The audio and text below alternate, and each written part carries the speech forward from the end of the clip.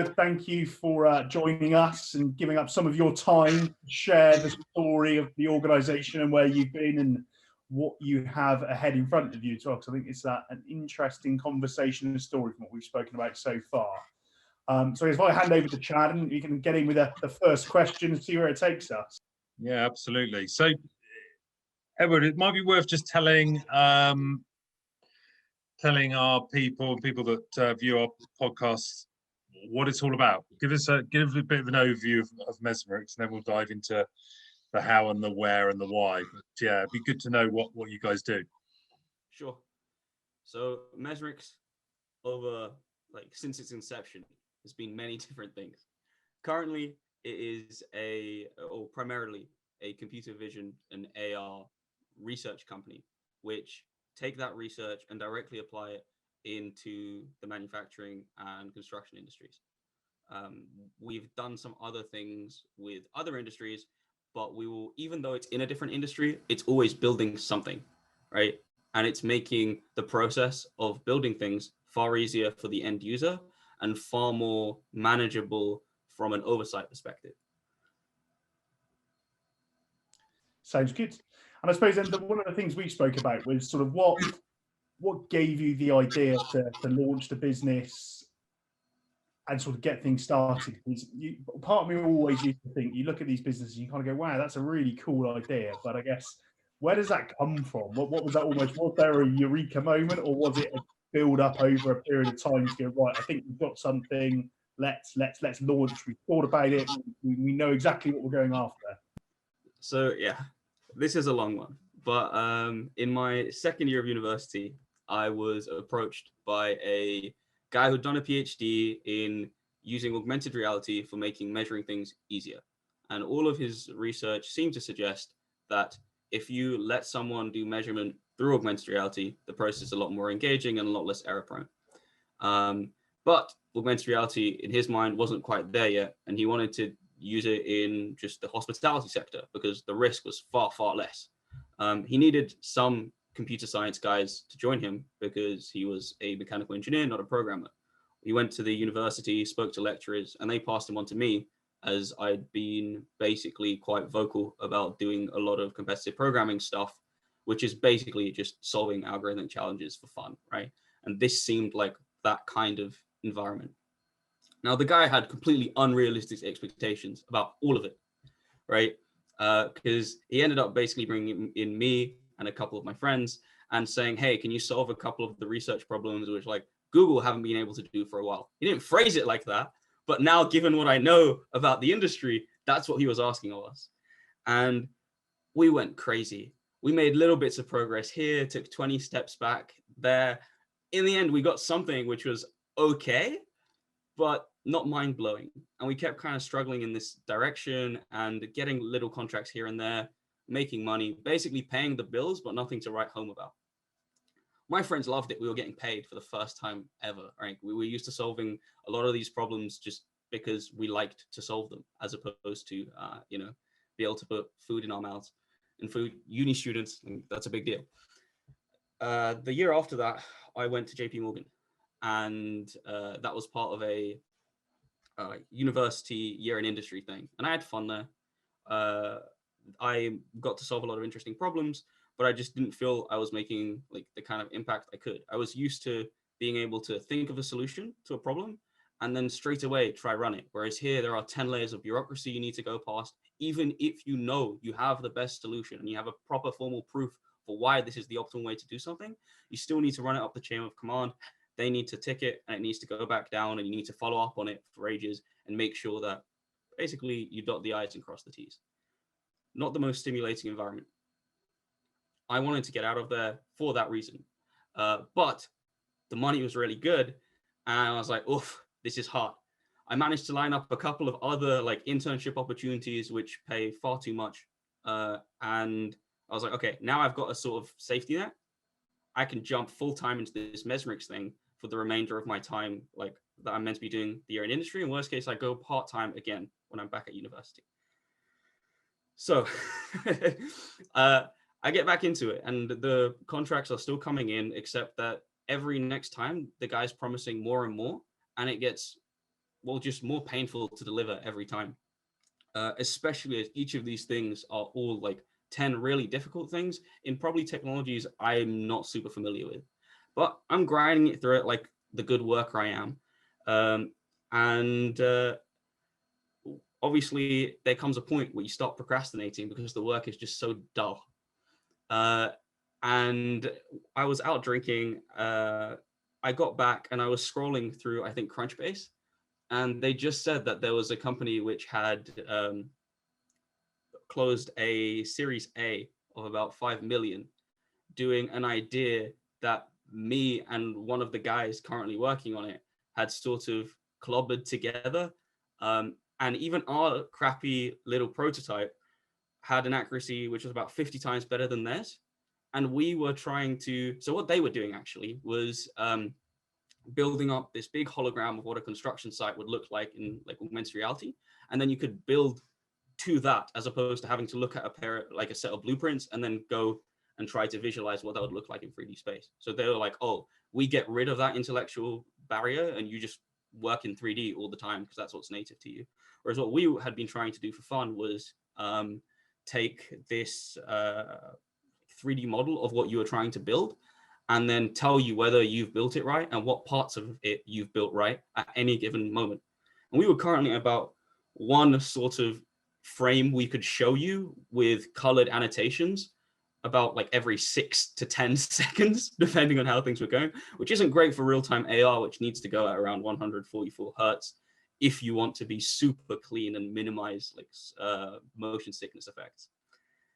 But that got us motivated and it got us angry. And we kind of stayed up for about like a night or two, just drinking an absolute metric amount of Red Bull. And we kept making progress. And the PhD guy was just like, guys, like we have all these other things which are like paying us money. Why are we working on this, which like isn't actually directly helping the bottom line? But we were obsessed about it. We couldn't get it off our heads. Basically, I managed to make a small little group in this company, which went kind of full time on this. And the other guys were focusing on just keeping the bills paid and the lights on. And in about 2 weeks, where not joking, every night, I think I slept an average of 2 hours. We managed to get something which was running at consistently above 30 frames a second, giving you all these annotations off of an arbitrary 3D model, which was insane. And at that point, like there were just a lot of talks with leadership, and it actually ended up, the guy who was originally in charge ended up walking away and doing all the AR for hospitality type things still with those same guys. Whereas that little team kind of became what Mesmerix is now. And since then, we've managed to get a couple of contracts in, and yeah, it's going quite well. Wow. So it sounds to me like the sort of business idea came about by essentially also thinking about your, well, dare I say, competitors, but it feels like you stumbled into it, almost like, wow, you know, we've looked around, people are getting A-series funding, you know, we need to be picking our game up and start thinking about building a business here. Is that something that sort of came after the innovation and the ideas? I mean, I'm a very petty person, so it was completely different to any of these things because we already had a business, and by all like conventional metrics, it was doing fine. It was slowly growing. Like, you got to be patient with this stuff. Wait a few years and you'll pick up, whatever. And I was like, nah, like I'm a computer scientist who likes solving tough problems, and I see someone here who's bragging about solving a problem I've solved better, and they're getting paid for it when I'm only getting paid this amount. That's not okay. And it was just, I want to prove that I can do this to myself, to like the people around me, because everyone's like, wow, you're doing a start. So I'm like, yeah, but I'm getting paid less than you. So even if it sounds cool, I'm a member of the overhyped unemployed. I do my hobbies all the time. Like, I want to transition from that into something which is actually like I can brag about in 10 years, and not when I'm just at college in my pajamas, like eating pizza all day. So yeah, it was more of that emotion and less, yes, business. And then once we'd solved that, Like a lot of people just were blown away that we'd done it, because this was actually a research problem which people had been trying to solve, like in the specific case on this one 3D model for a long ass time, and they hadn't been making a lot of progress. And so when we were saying we can do it in the general case, like the biggest problem we had initially is people just didn't believe us.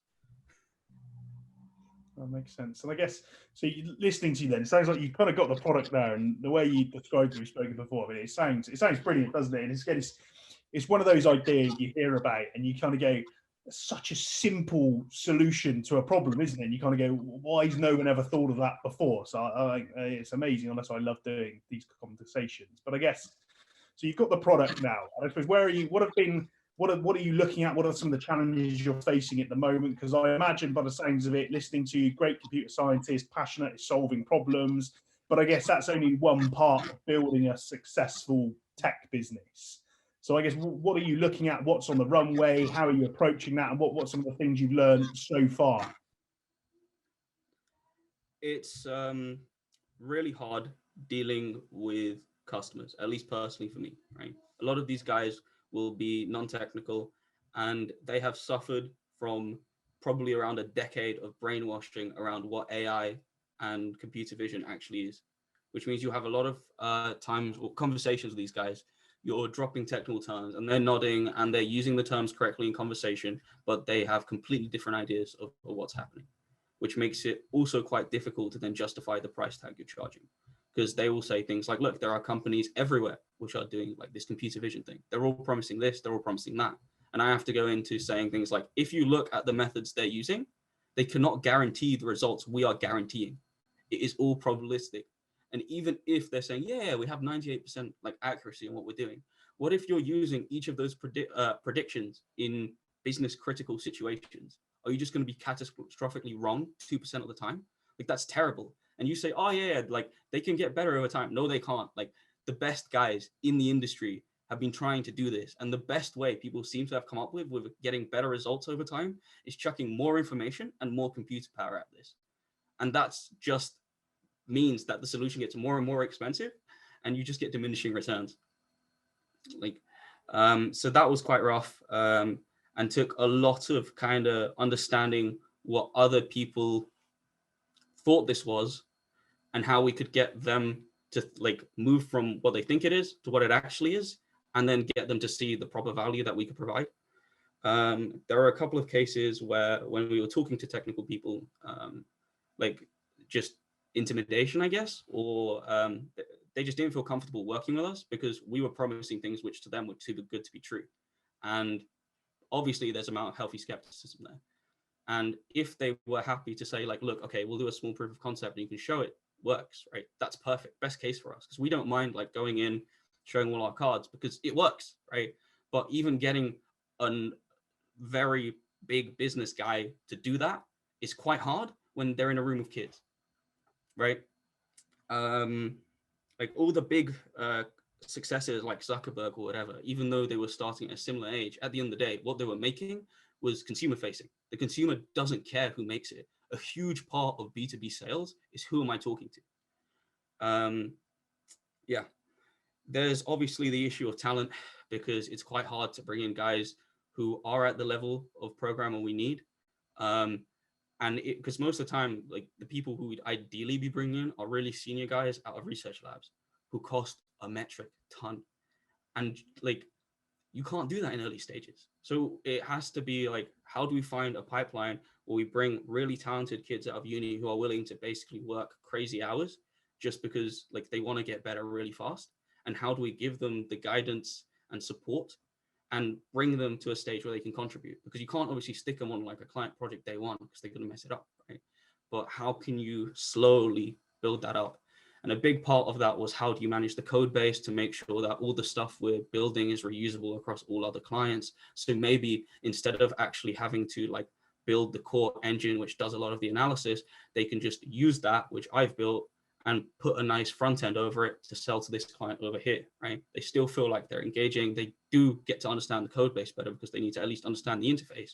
But then like we can have a discussion over why these things work a certain way. And, or I might get them to try do it like themselves and then see what sort of issues they run into, namely around like, why isn't it going fast enough? And then it's like, aha, now you can appreciate these optimization techniques. But until then, like, I can speak about it, and it's like you're reading a textbook. Yeah, so those are all issues. The fact that currently everything is basically one-off consultancy is very worrying. Like, you don't realize this when you're working for someone else, but like, if you don't do stuff, businesses don't work. And it just blew my mind, because whenever you're working somewhere, you think, yeah, they have infinite runway, they're never gonna die. Like, I won't have to go to work tomorrow. Like, I feel ill. Like, but now when you're in charge of it, you can really see what that does to the bottom line. And it'll be very good to move to some sort of subscription-based model. And we are moving in that direction, because right now we basically have the analysis engine, whatever, which is doing work for every single one of our clients, and we have to configure each case separately. And we want to get to a point where there's just a piece of software which allows them to do that, kind of how Excel lets you do basic programming tasks without knowing any programming. We just want to do that for our thing. And I imagine, if listening to, I suppose, some of the challenges, it's almost that old analogy, isn't it? Sort of chicken or egg, really. It's kind of, because I guess if you can, like you said, hire more experienced people, you can go faster, grow quicker. But until you're winning more clients and getting more sort of either sort of SaaS style business, if you like, on a subscription model, I guess it's really hard to balance. So I suppose one of the questions I'll be intrigued. So where are you at in terms of sort of bootstrapping or raising, and where's your head at? What's your thought process around that? So initially, we applied to a couple of places like accelerators, namely Y Combinator. I'm a big fan of the sort of writing they put out, and a lot of how I think about businesses is shaped by Paul Graham's essays. So that seemed like a no-brainer for us. Initially, like, we were interviewed, they didn't want to take it further, and we kind of realized that whenever we were thinking of raising money, we were spending time on that and not spending time on building stuff. And after I saw like a lot of companies basically go raise, and they never again built stuff. And once you have like investors at, like, let's say Series D or something, you can't just turn around and say, look, I've changed my mind about what this is going to be, right? Because there's a lot of capital behind this idea.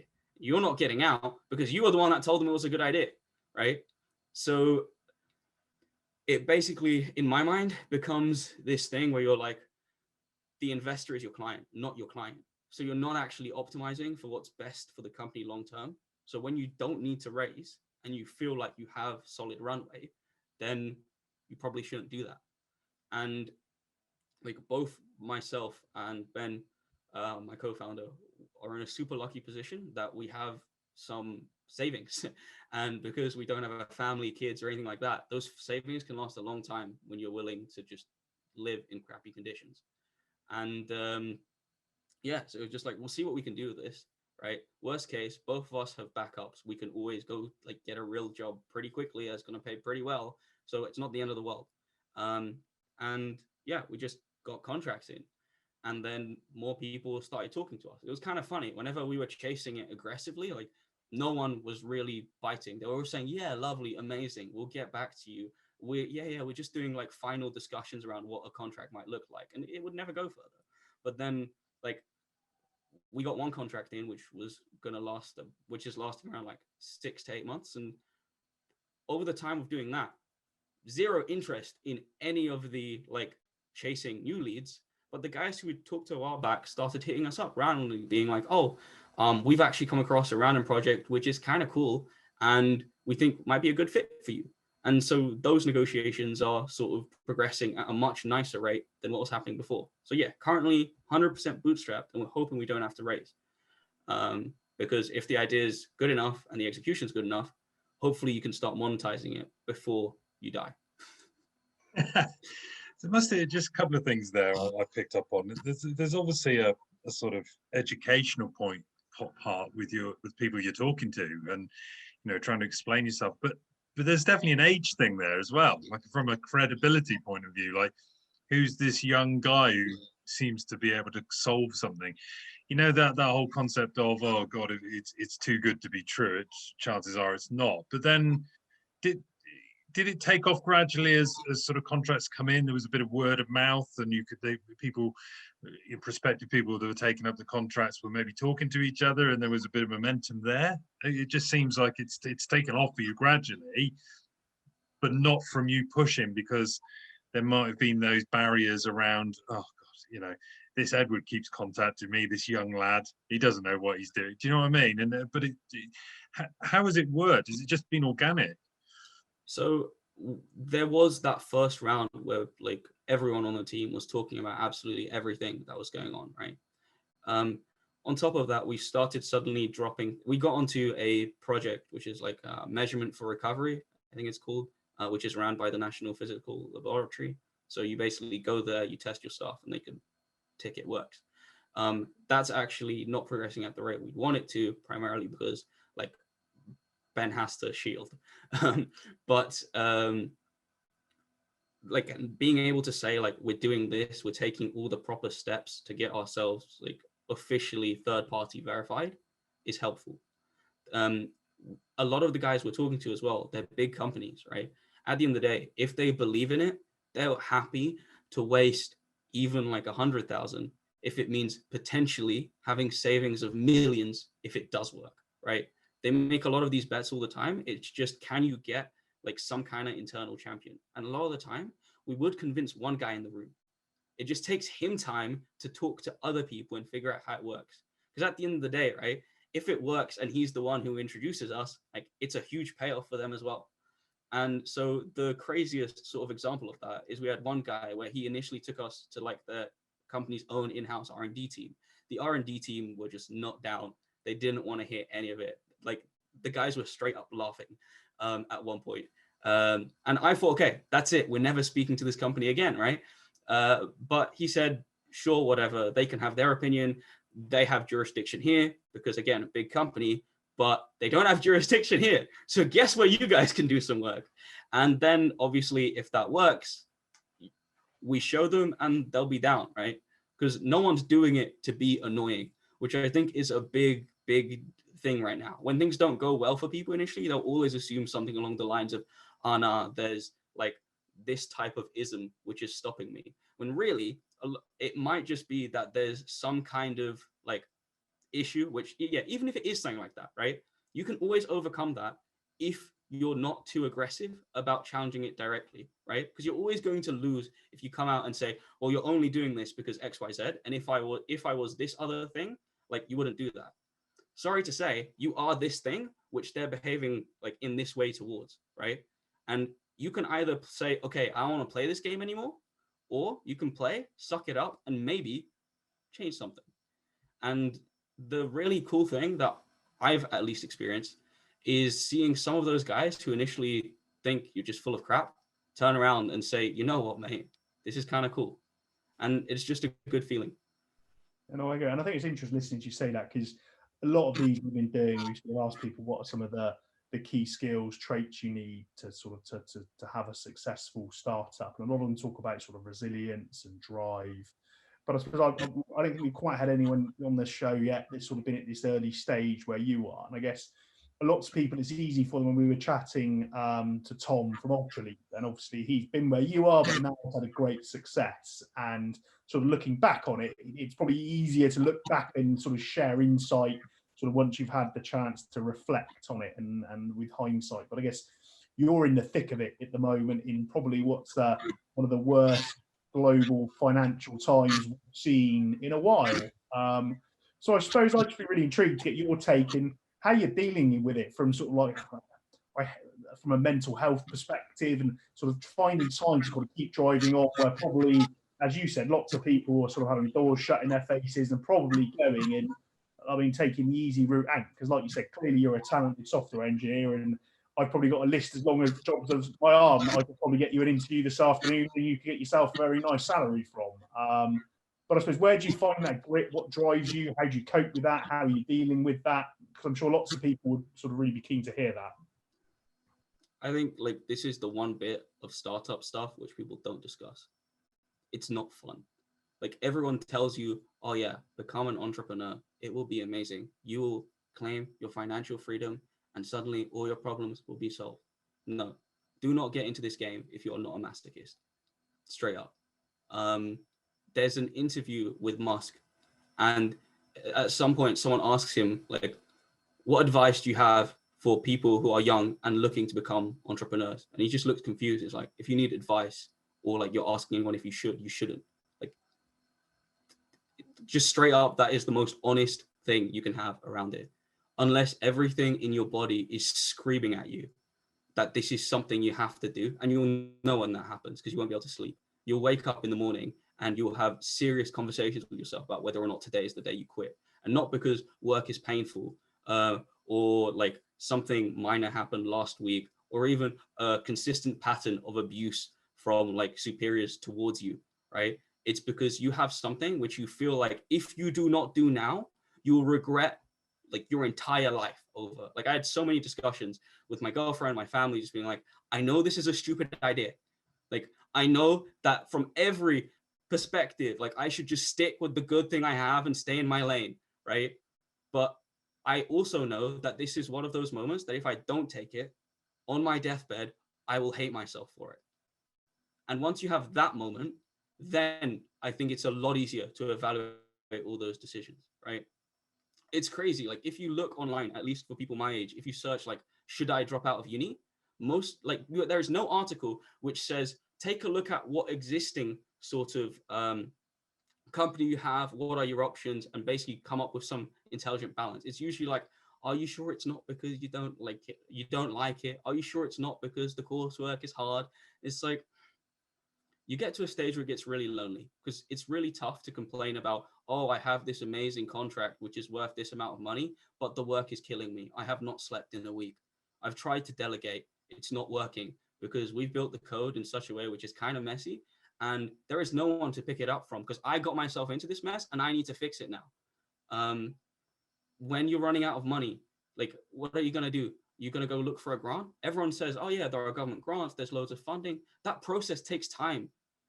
Grants, just writing them, to me, is more painful than writing a new product and selling it, right? For seeking like VC attention, like, first of all, 9 out of 10 meetings you're going to take, if you're early stage, they will laugh at you.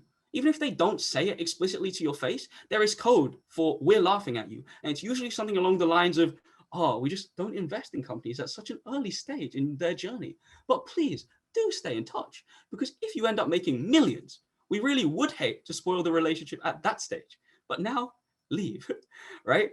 And you kind of just need to take it in stride, realize that's how it's played. You wanted in on this game, buddy. Like, now play it. And yeah, not much more to add other than mental health is a huge problem. If you Google founders depression, you will find so many articles on what that is.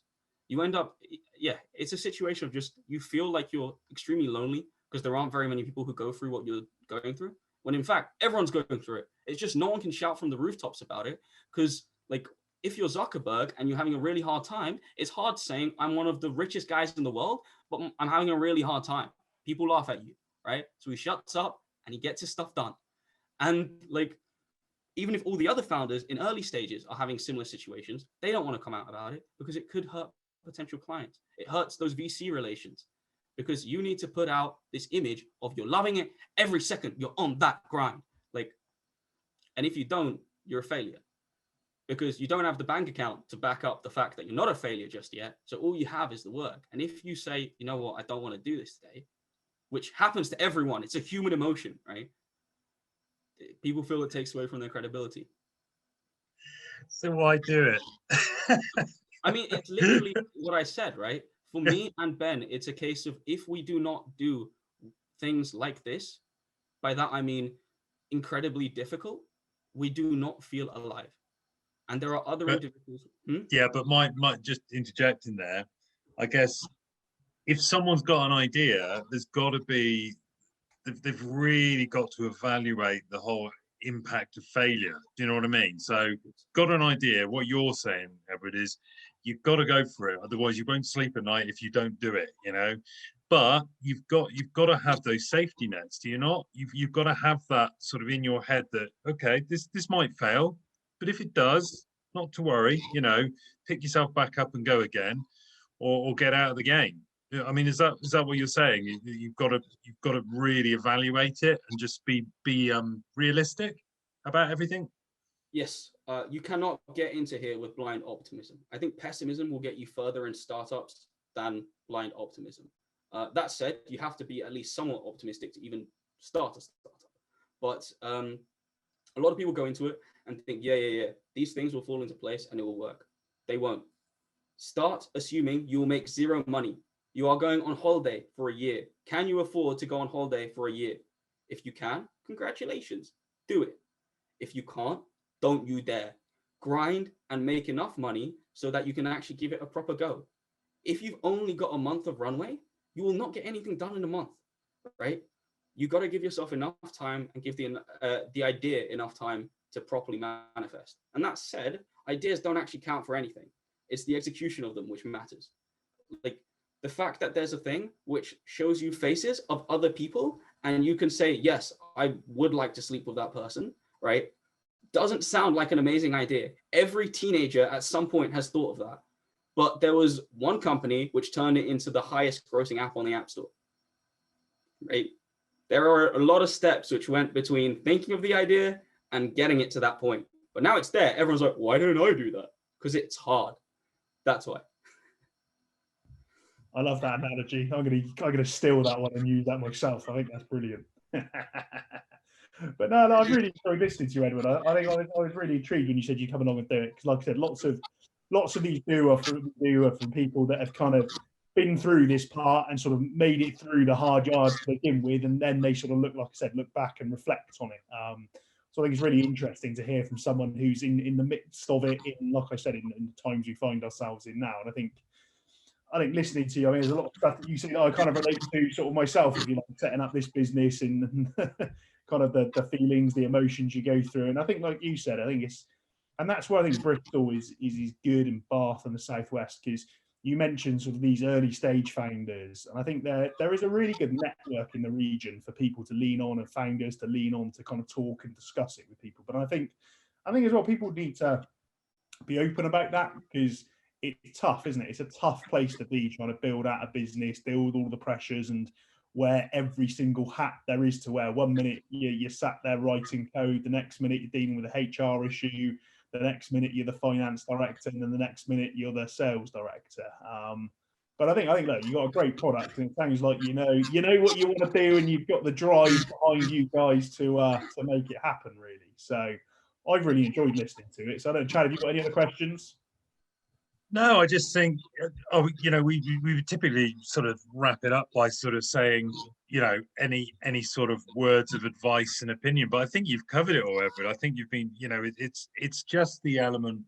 What we've noticed by talking to a lot of founders over the last few months is the element of honesty. Even your Tom Carters of the world and people like that have done fairly well. That's not because they haven't gone through what you've gone through, and they've all been fairly honest. Do you? My sort of final question is: Do you get advice from other founders? Do you have a network of people, or have you sort of, or are you doing everything between yourself and your co-founder? Because in the Bristol Bath area, that typically is a sort of very much there's a collaborative sort of hub. Yes, I think founder networks are lovely. I think they can also be a crutch. They will keep you in the game longer than you should be in many cases. I know many founders who are at some series of investment, and I'm looking at what they've got. They don't really have a plan.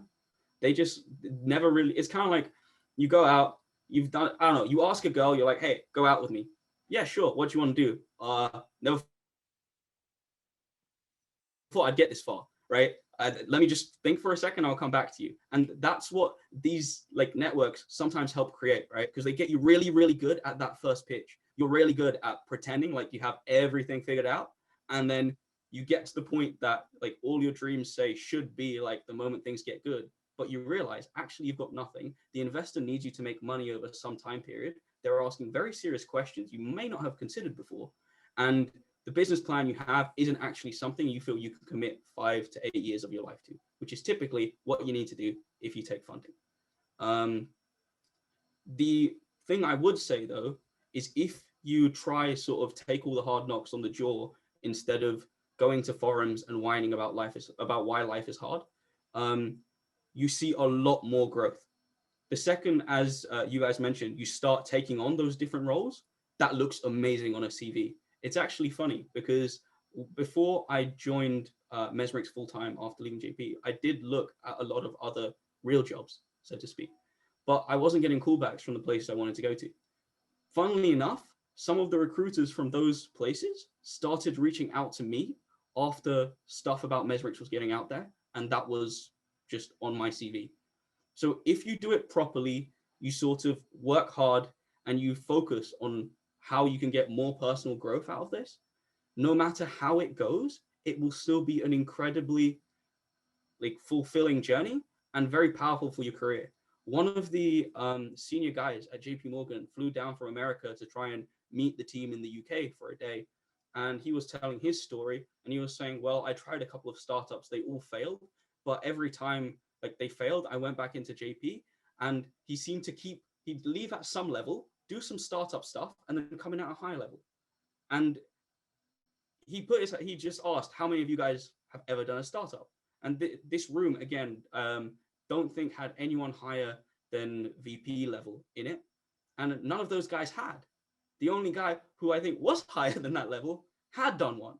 And so I looked at that and I looked at that experience and I thought, if I do it, I may actually end up in a better position at a normal job than I would if I just continued my normal salaryman path. And yeah, that's definitely been the case, especially as the recruiters hit me up, and in interviews I'm having with people, they seem far more impressed by the stuff I'm doing at Mesmerix than what I was doing at JP Morgan or at the other freelance gigs I've taken. Well, listen, Edward, it's been an absolute pleasure having a chat with you this morning. Wish you all the best, and let's stay in touch. Carl?